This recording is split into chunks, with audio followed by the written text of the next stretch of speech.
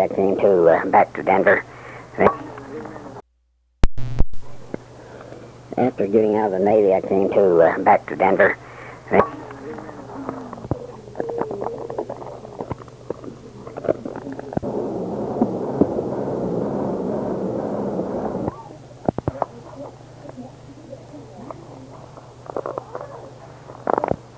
Made a trip or two, and I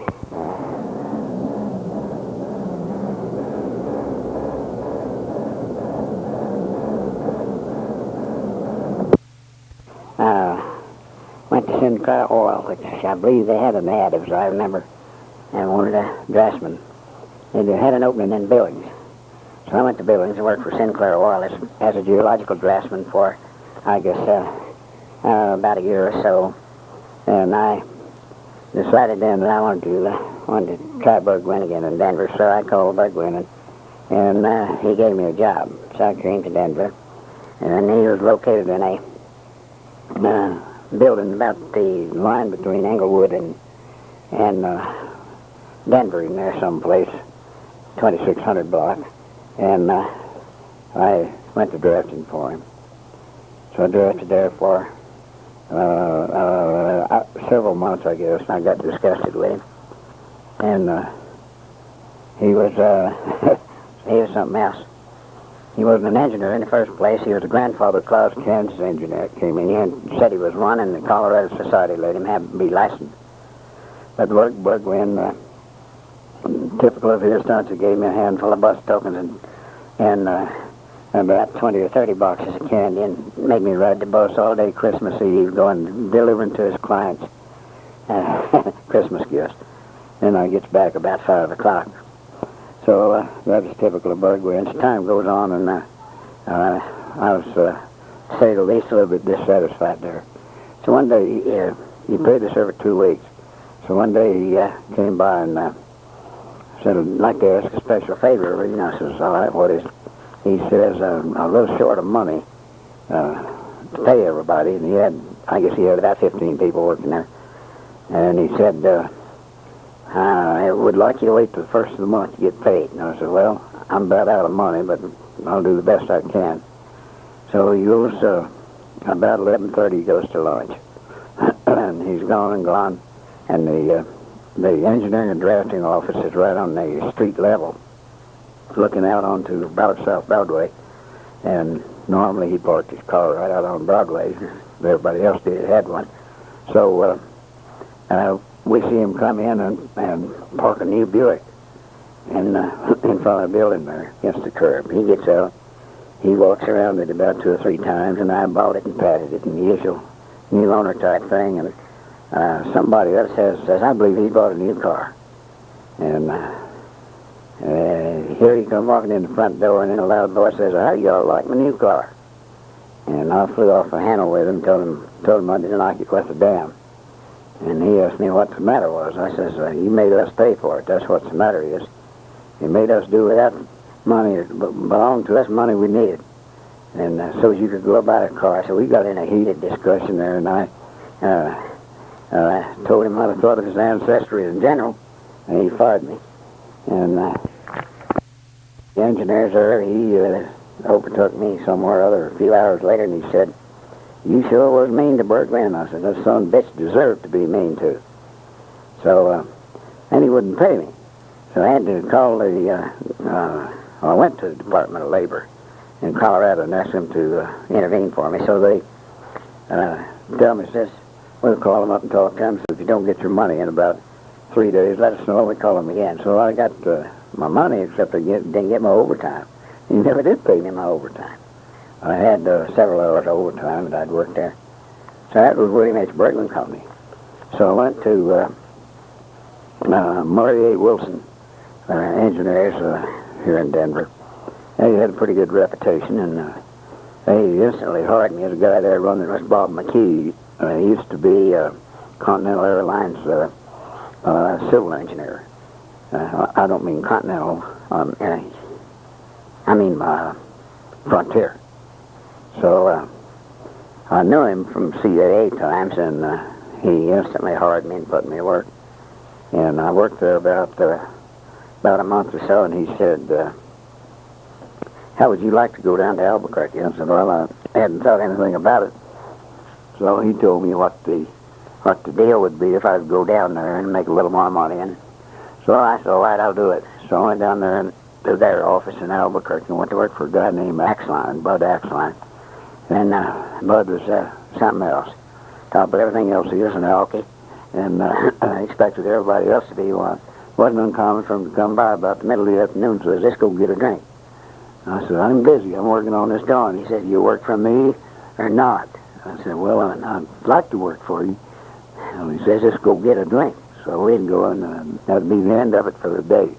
So he was a real character. And he paid off the Corps of Engineers there in Albuquerque, Sandiego baser. And he had his foot in the door. That's pretty good. So he got a lot of them federal contracts around. So we did work all over New Mexico. And we did a job on Fort Bliss. We did a water project for Fort Bliss. Their source of water was 12 miles back in the lava beds down there. And about every 10, 15 years, water pipes clog from the stuff that's in the water. So the roughest ground, I guess, is the roughest rock on earth. So we had a heck of a time. We surveyed a line in there. They don't fill up the old lines. They just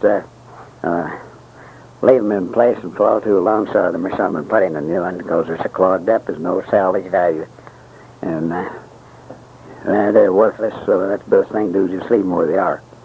So we did that. We did a barracks or two survey down there, farm location survey. And over on the other side of El Paso at Fort Bliss, we did Biggs Field. It's not connected to Fort Bliss, but it's on the other side of the city of El Paso. So we did some cross-section shoulder work over there. And they did it in a big West Texas dust storm. And they were flying B-52s or something, some big smoker off those before they had clean jet engines. They'd put out a stream of black smoke like a freight train going through. And they couldn't see them in the dust. You'd hear them sometimes. So everybody got a little gun shy there. They'd come up through there just about takeoff speed in the dust, middle of the dust storm, us out in the center of the runway trying to do some work, cross-section. So they had to put a man with a transit guy and watch for airplanes while he did the readings. And they kept sentries with you, so secretive, you know. And the little Army, Air Force private sentry sitting in a pickup truck went to sleep. He's sitting right at the threshold lights at the end of the field. So a big B-52 went over him about 2 or 3 feet above him. I guess scared him out of a year's growth. So then I went down there and we did an airport at Tatum. And we did one at the one at Tatum. There's an old rancher there who had a federal grazing lease on the site. He had a fine new house there, and he didn't want no airport there, and I didn't blame him. So we go up there and start to go in on the site there to survey it. And he came out with a 30-06 under his arm. He said, I ain't got nothing against you guys. But he said, I ain't going to let you in there. So I said, he's just best make up your mind to that. So we laid up in a motel in Tatum in a dust storm down there, and we called the boss. And Axline went to Santa Fe and seen the Attorney General, so the sheriff of the county there came out and served a paper on the old rancher. So he said it's all right for us to go in there, but then he exerted it. He meant to see a lawyer, too. He said you can't take your vehicles in there. So we had to wheedle around then any way we could to survey this thing. So we finally, he relented and he let us take our vehicles in there. So we put a transit up on both sides of the section. It was a long section. It had quite a bit more than 100 acres more than the section's supposed to have in it, a township. So it was one of them elongated damn things. And I did the rod work. I would get in a pickup truck, sight it in on a fence post on the other side of the thing there, and drive and count. And so I got a pretty good interval like that. He checked it all out first. So jump out, stick up the stadio rod, and they shoot me from two directions. And give a position and a elevation, so that's how we did the topo on that. So during that period of time, we also went down to Roswell to do they had to have a fast jet refueling taxiway and facility put in there. So we couldn't line up with the runway, because Roswell had the longest runways in the world, I guess. So we had to put them off to the side. We had to bank, engineer a curve in there to the end of the runway. So these jets, the pilots set them 24 hours a day. They could take off and be at flying speed at the end of the runway. And also we could refuel one in a matter of a very few minutes with the jet fuel system that we put in there. So the idea of that was from about 5 or 6 directions they could put fighter planes into Los Alamos in just about a short time of 7 or 8 minutes, I guess, something like that. I can't imagine one going from Roswell to up there in that length of time, but as fast as they are, I guess that's about what it took once they got it airborne. That Tatum was a wild place, and there's an oil boom going on there. So I stood at the intersection of the two streets with them trucks passing 2 feet in both directions with a stadio rod on a spot in the middle of the street on a benchmark. And I sure was glad to get off of that. It scared me a little bit. So one night we went over to about the only eating place there was, in a little old place there at Tatum. And while we're in there, I sees a guy going up the street with a pistol in his hand. So he asked the waitress there, "Who's that? Where's he going?" Oh, she says, "That's old so-and-so." Says, "Well, it's up at the beer joint up the road there about a mile." Says, "She's up there with another guy." So the next night we're in there, says, "Well, did the guy with the pistol find him?" He says, "He sure did." So he shot him. Most of the time, I would be directing in the office in Albuquerque. You know, we had all these plans and stuff going on all the time. And it's pretty interesting, yet pretty tedious work. So we put out volumes of stuff there. So when the need arose, I went with the crews to the field. And it's a joy to get out of there. So old Bud got a job over at Gallup at Fort Wingate, which is the I think it was called the Navajo Arsenal. All these 700 plus igloos made of concrete with earth on top and grass growing on them, with munitions of various sorts stored in there. And the Navajos did the guard detail down at the main gate, and Corps of Engineers had an office there, and there was a semblance of a guard and an army post there, which took care of the security there's about. So we took this job making an access road to a demolition area. The Army had brought shiploads, train loads of munitions, both from Japan and from Germany, and they tested them, and then they wanted to blow up what was left of them, and boy, they had lots of it. So they chose a place way back in there where they had these overhanging cliffs. In fact, they had polluted the earth so bad that their first demolition grounds that they decided to move back in there 7 miles further. So that Gallup country is all these great sandstone cliffs which overhang, and it's an enormously beautiful place through there. This location was between the old Army fort of Fort Wingate and the Zuni Reservation. And the Fort Wingate was put in there in the first instance to keep the Zunis and the Navajos apart, keep them from fighting over grazing lands and so on. So this is a very interesting country in there. All the old abandoned igloos were in there where the where they had lived, and if the roof was caved in, it meant that the master of the home was buried in the fire pit, and the door always faced towards east.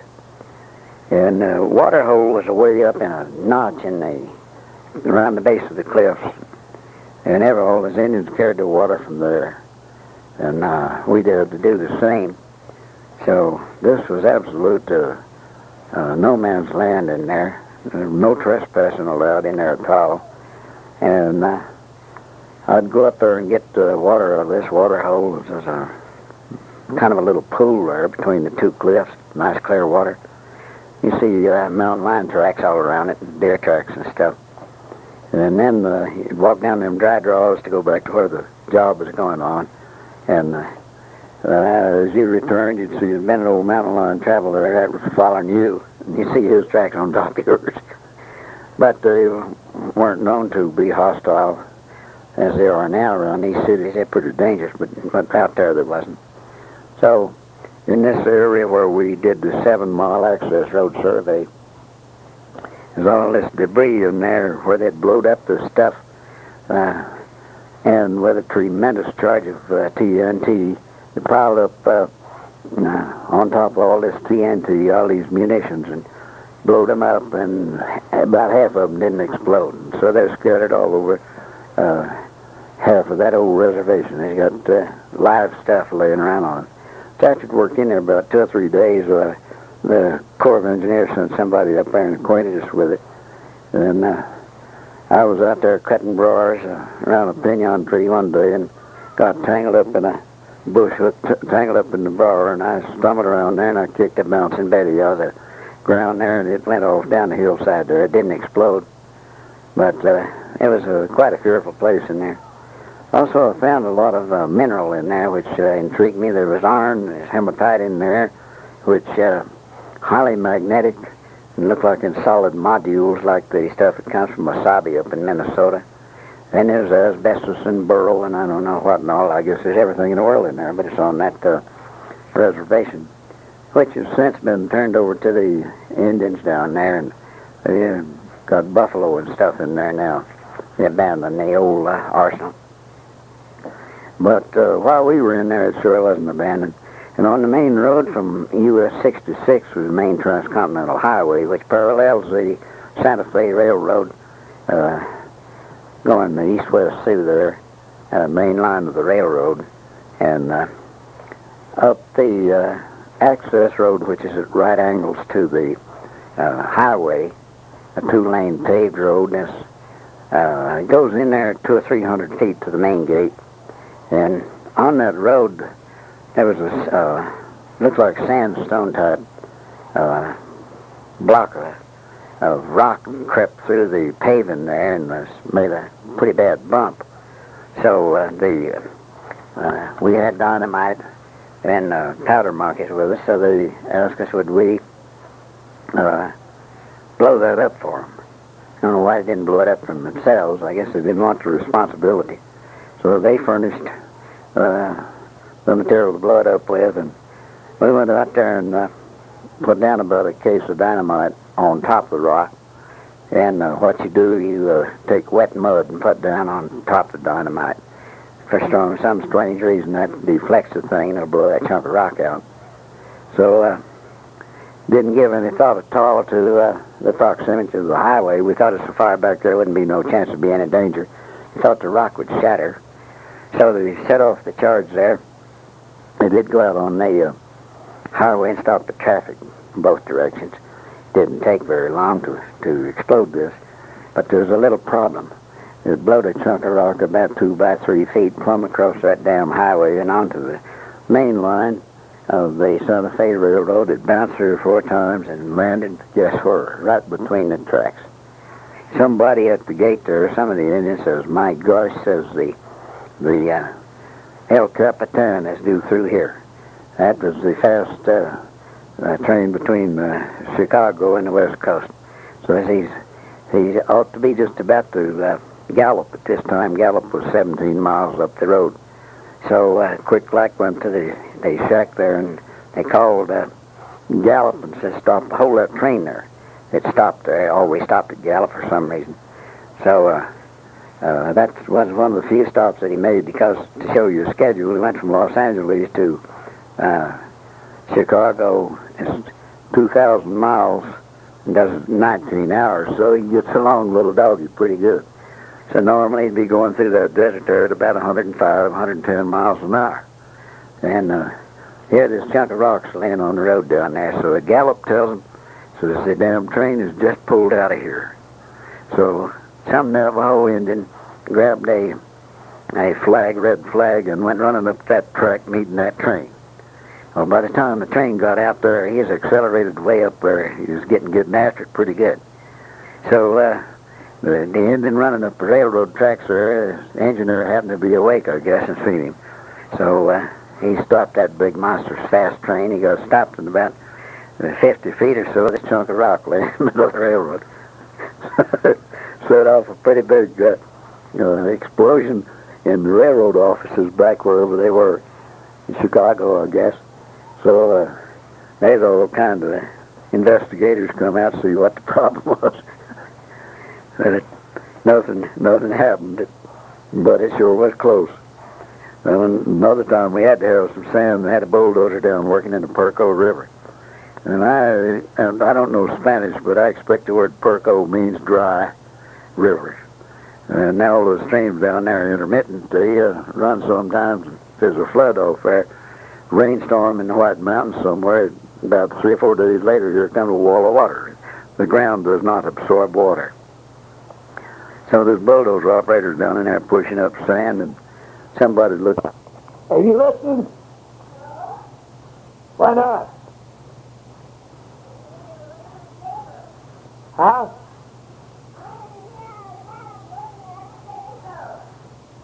How come you're not listening?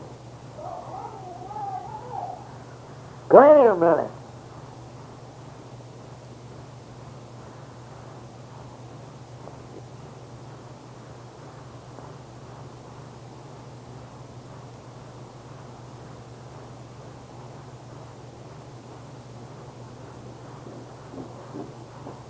One of the interesting stories he's telling.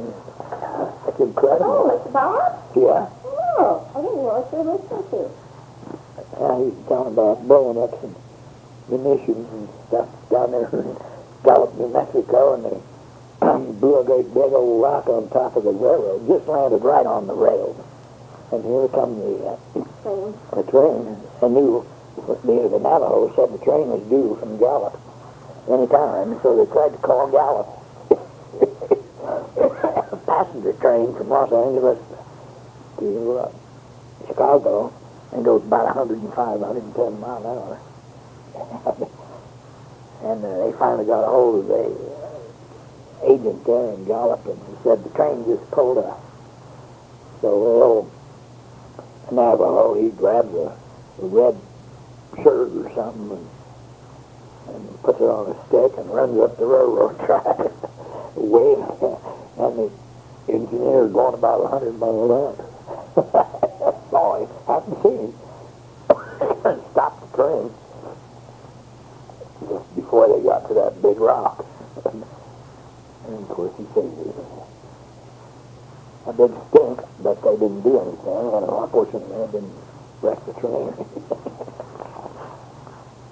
He just goes on and on with all these stories. Very funny. How do you get the damn cars? Press the play button again. Press the pause button again. I did.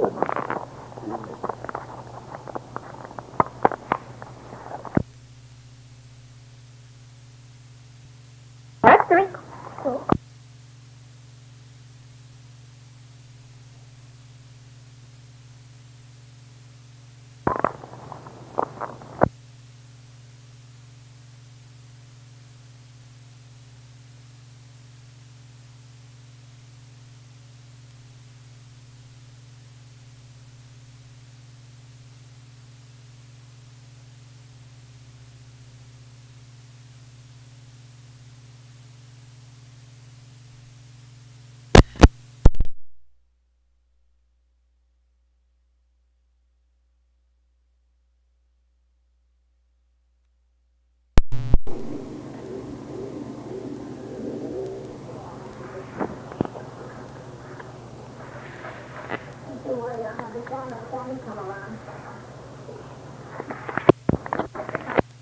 And I must say that I was very impressed. I showed up at their place, and they gave me about a 2 or 3 day indoctrination of what was going on there. And believe me, I never seen anything like it. Now bear in mind that was roughly 50 years ago. I hate to think what they'd have now, because they really had some good things then too. But the greatest of all was that they took me into where the facsimile was being run from a Zeiss plotter. And a Zeiss plotter assimilated everything that was in the cockpit of an airplane for various motions that the plane might be in at the time the photograph was made, so they could duplicate that. They would send ground crews out and mark elevations and find the existing elevations where there might be any on bridge bulkheads, crossroads, or wherever they might be. That would give them ground control. So then they would fly it and photograph all that. They were really advanced. So when they would take the facsimile off of these photographs, the operators in there, they had a pilot and a co-pilot, just like an airplane did. And the takeoff room was way on the other side of the building. I mean, the take-down room where all this would be recorded. So you watch them work a while, and you go over to the place where all of it is being put down on paper. So you get over there, and they would communicate with each other with two-way radio. And they would visit every control point on the photograph, and every control point which would have been plotted precisely onto a map, the latitude and longitude, I'm trying to say. And then they would set about and start from some point, and the guys in the doing the takeoff off the photographs would just start working these the contours, rivers, whatever they were after the whole works, would appear in true scale down onto the piece of paper in the recording room. The only thing you couldn't do was to square buildings, so they had to have a crew of people, and one of my first jobs there was to take and establish a building line in the city, if it was a city map, and square the building with a pair of triangles. So then, of course, that was finally sent to the final draft, which color separations and the whole works would be made and the thing put out. So as a demonstration, they were working on a map of greater Los Angeles, which is, you know, is a great city, big in area. So they made and delivered in 1 week the entire city of Los Angeles. That was for PR purposes only. The next job I worked on was a map of Hamilton County, Ohio, which is comprised of several dozens of sheets. I don't recall how many at this point. They went there in Hamilton County, Ohio, which is Cincinnati. The recorder's office had a fire, burned up everything, and I bet they sure were glad of it, because we made something a whole lot better. So we set about and set them up a county base, took all the buildings, everything else, and put on it. So they said they found any number of buildings they didn't know existed from the photographs. So it was a nice job, and I enjoyed working on it. I spent a lot of time refining contours. Because you're going from small-scale photographs up to a large-scale map, you had to expect there to be a lot of square corners on the contours. So you'd go back and smooth them out. They were assimilated, but they were accurate, as could be hoped for. They would send ground crews out occasionally and run a ground profile, and then come back and run the same thing on the maps and compare the two, and they were remarkably good. So Fairchild had a reputation second to none. It was headed by a guy named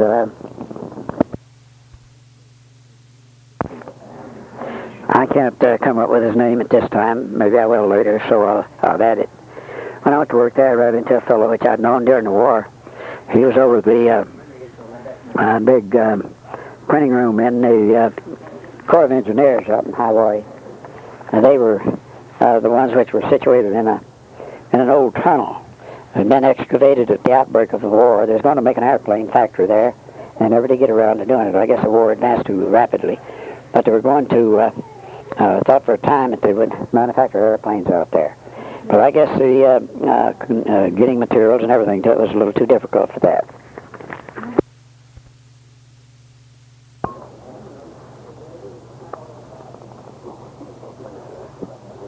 And this Fairchild job was about the best pay I'd ever had on a job. First weekend I was there, they asked me to work. I had some other things that I needed to do, so I declined. But they were a fast-moving, real top-notch outfit. They later combined with their competition, and it became very, very big. Anybody in the oil business or in the map-making business is well aware of them. It's a good reputation to have worked there. I got a yearning to come back to the CAA and exert my rights there for employment. So I left Fairchild and came back.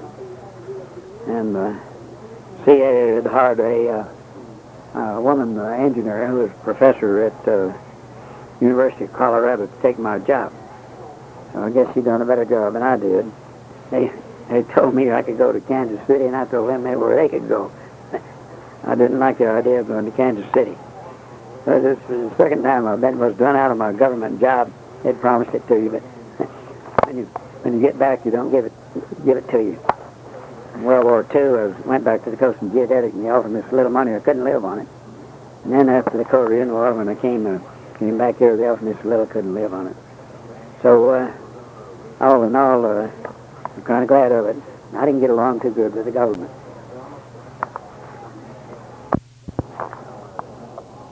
So I needed a job pretty bad after I came back here, so after having left Fairchild.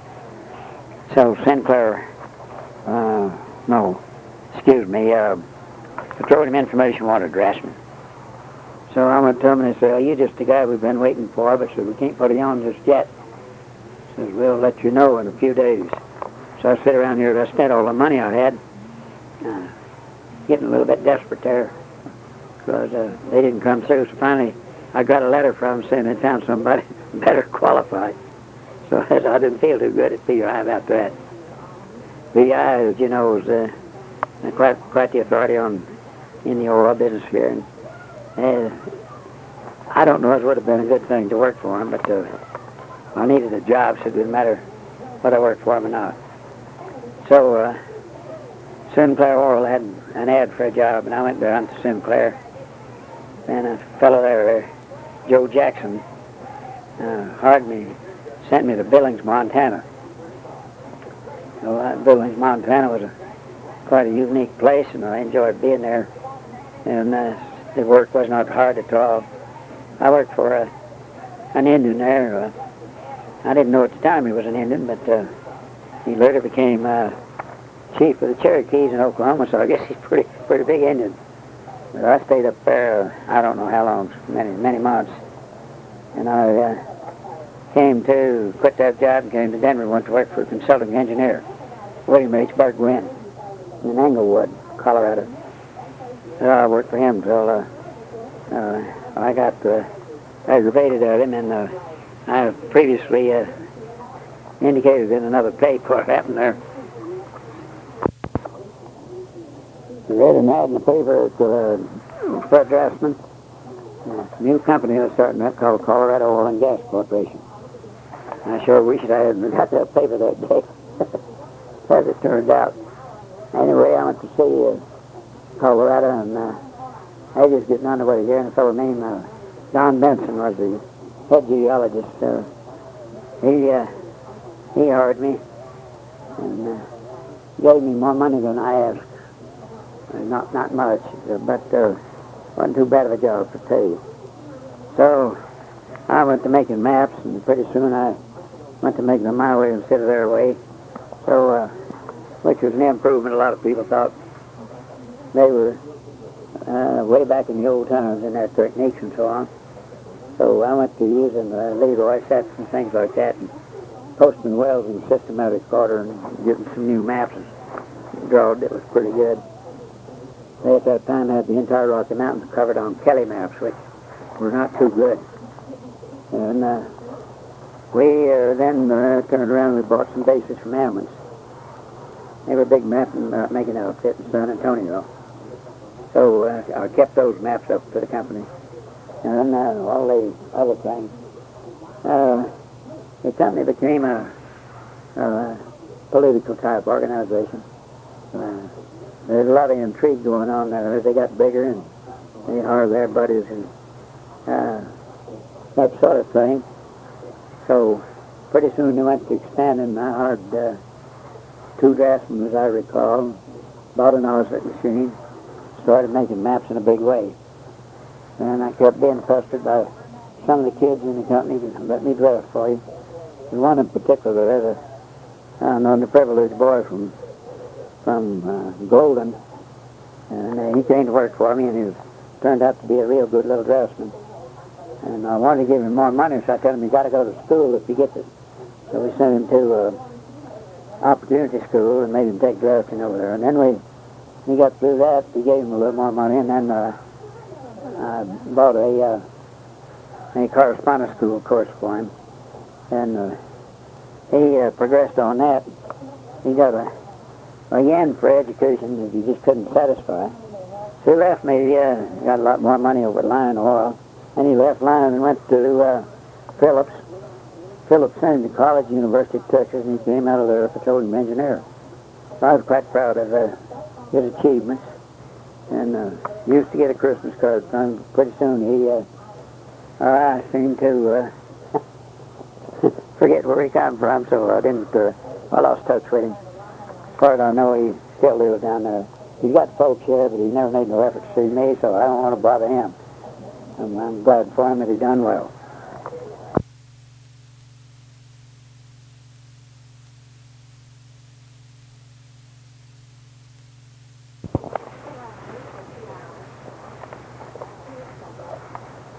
I hired another boy. Turned out to be a real good draftsman. He just recently retired from the city of Longmont in their drafting department. He followed drafting for about 35, 40 years since I originally hired him. I hired so many different ones that it's kind of hard to remember them all now.